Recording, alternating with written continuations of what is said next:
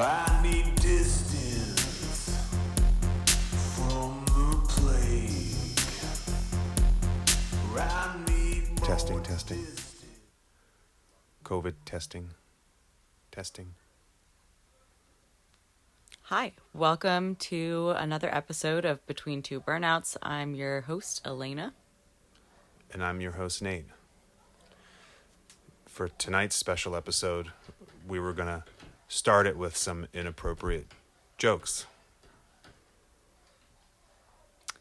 So, the small business community has been reporting a new symptom of COVID-19. Moving back into your parents' house. Hey, Elena,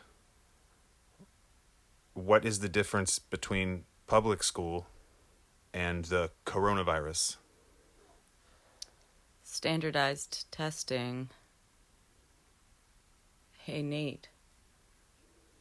What does Donald Trump do better than handle a crisis? Incite hate crimes.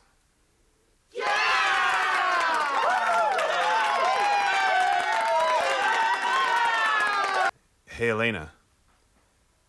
It seems like restaurants sure have seen a real dip in business lately. But on the bright side, God Almighty has seen a real spike in prayers and desperate pleas for help.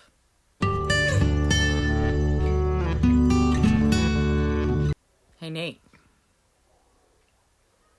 Trump supporters seem really intent on setting this coronavirus free to move about in our communities. Boy, I wish they felt that way about immigrants.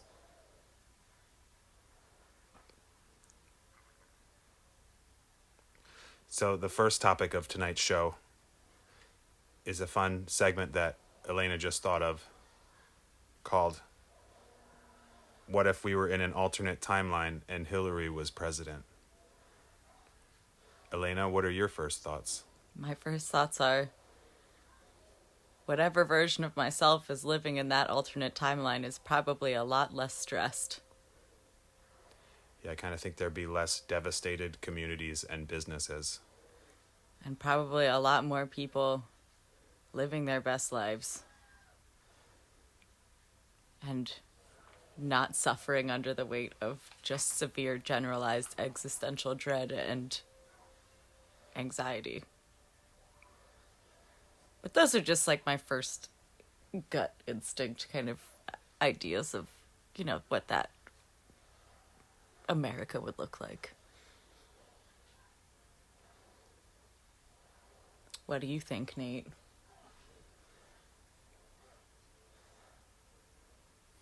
I know, honey, I know. I think that they probably would have quarantined a lot sooner and probably focused a lot more on the tests that need to happen. Well, I'm pretty sure that Hillary would not have dismantled all of the programs that had preparedness plans in place for something like this. So I think that the entire thing probably would have been handled with a lot more dignity and grace than the current administration.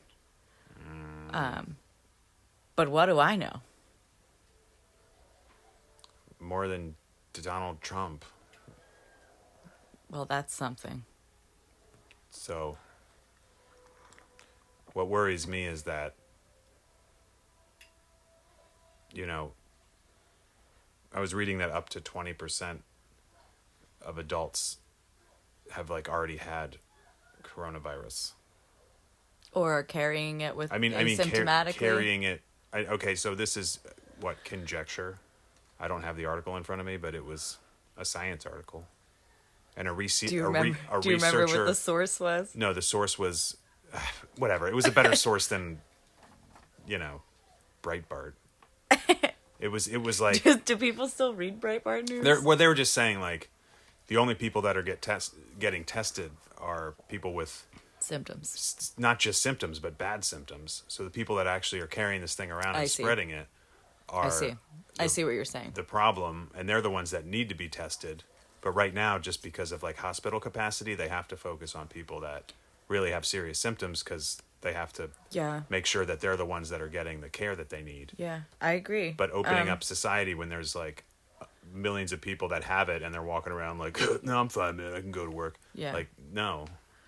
Well, and something that is rather frightening is that, you know, the whole idea, I think, behind limited testing was twofold as far as my understanding, which was A, there aren't enough tests to go around and none of the local hospitals are really properly prepared with testing readily available, especially early on, when we first, especially here in Delaware, when we first were told that there was going to be a stay-at-home order.